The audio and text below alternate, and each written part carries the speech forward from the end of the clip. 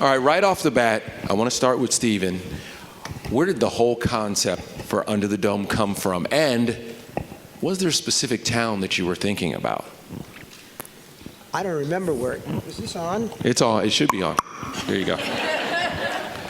I don't remember. No?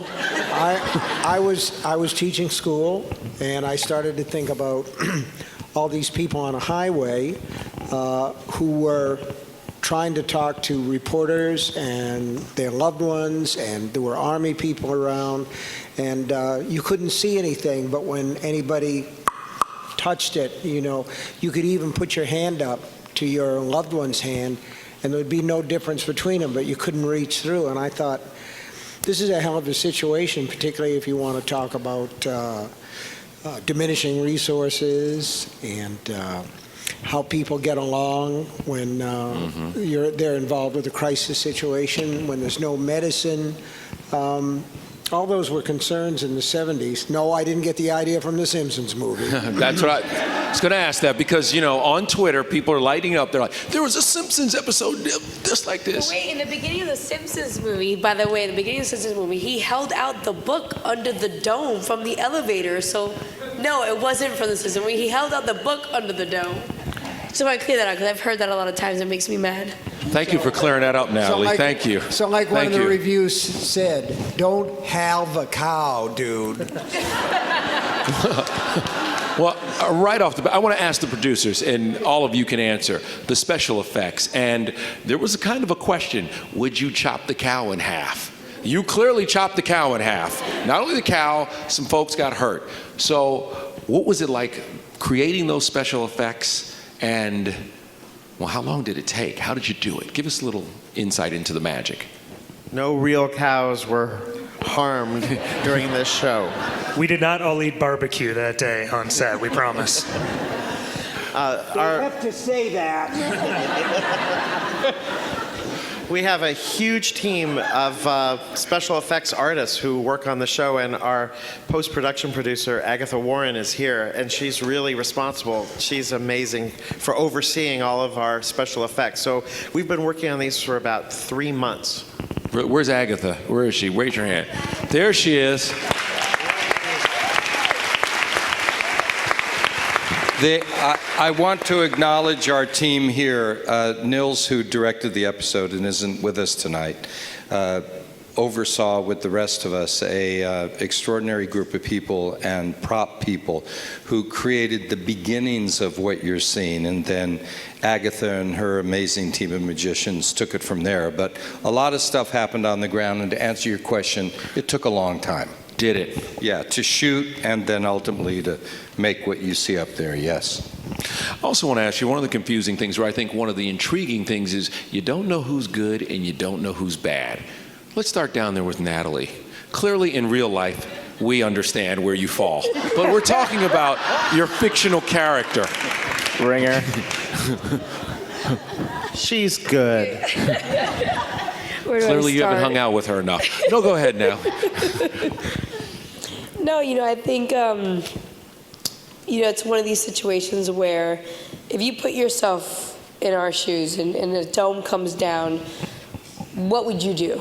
I think with, if you've known anything with the human person, the psyche of a human being, it's either you fight or you flight. Do you man up? Do you face whatever's coming towards you, and do you fight for what you believe in and hold your own? Or do you put your tail between your legs and you run away, or turn psycho or crazy, or in your own little dome? This show, I think, has been this is what interested me from it, because I always kind of like those questions as to what would you do? And I think that's probably one of the most interesting things about this show and about people, is because you don't know what to expect. You come across someone who did something in the beginning of a show, and we have no idea who that person is, if that person is good or not, or some people portray someone good in the beginning, and if they're going to be bad or good. That's what makes this show exciting. It's funny, because I'm confused with Mike. Are you good? Are you bad? Is Barbie a good guy, a bad guy? Or and when you decide, will you let me know? And are you just moving in to the guy who you just killed house? There you go, we'll give you, yeah.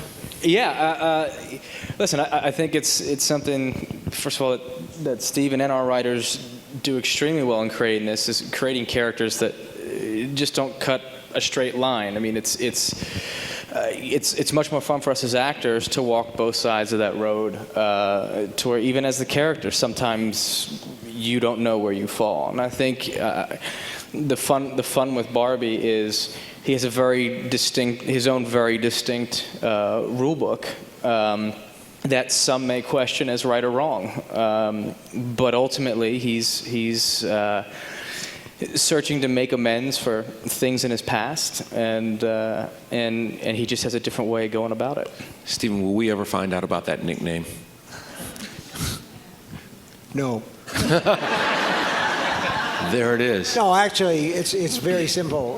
The character's name is Dale Barbara, so he's called Barbie. And it's really a no-brainer. Thank you. Let's go on to the next question then. If I just stuck my foot in my mouth, No. punch me. Dean, easier playing a good guy or a bad guy? Is it easier playing a good guy or a bad guy? Moving from Breaking Bad, is it easier to be good or bad? It's a lot easier to be bad. It's certainly a lot more fun to be bad. But I don't know that, Big Jim certainly doesn't think of himself as bad. He thinks of himself as doing the right thing for the community. He thinks he's been ordained. At some point, maybe he thinks he's been ordained by the Dome itself to be the leader. And if a few people have to die in pursuit of that, then let it be. Hey, Brian, I want to ask you real quick, why Wilmington? What makes this the perfect area for this show? I mean, one is just how beautiful it is, and just the diversity of, we've got water, we've got this beautiful lush green, we've got open fields, but then we've also got industry, and we've got actual mills, we've got these incredible restaurants, but really it's the people, I think. We were surprised to find out just what a film town Wilmington is. Yeah.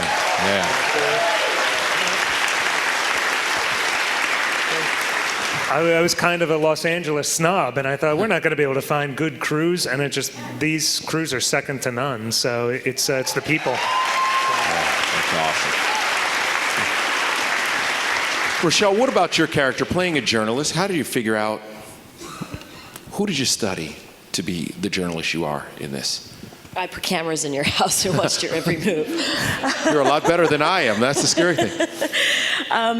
I actually started thinking more about, some people have jobs that they do just so they can make money to, go about the other things that they enjoy in their life. And some people do their job because it's what they were born to or compelled to do.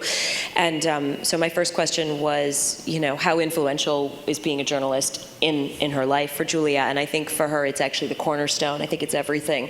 And in that, I found out exactly how to play her, which is rather than let her be someone who has a lot of emotion and lets you see everything, she plays her cards pretty close to the vest. And I think the reason for that is she asks all the questions outwards and wants to know about everything else that's going on, and that way she never has to self-examine. Mm-hmm. And I think that is part of what allows for some of these really, really bad lapses in judgment.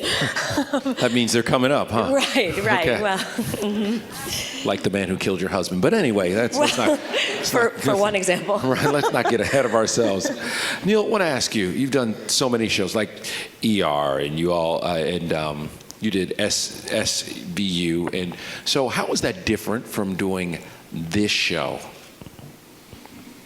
Well, we weren't stuck under a dome, first of all. But you were stuck in an ER. I was stuck in an ER, yes, for 7 years, and SVU for 11. But this is different because it's so character-based in an intense way that, when you're in a hothouse and, all of the secrets and lies can leak out, it's really cool and interesting. So, this episode that Brian wrote so beautifully is just the starter of many crazy things to come. And I just find it really fun to do kind of a combination of mystery, thriller, and, as you were asking, like, who's good, who's bad, And it's like, and then it switches a little bit.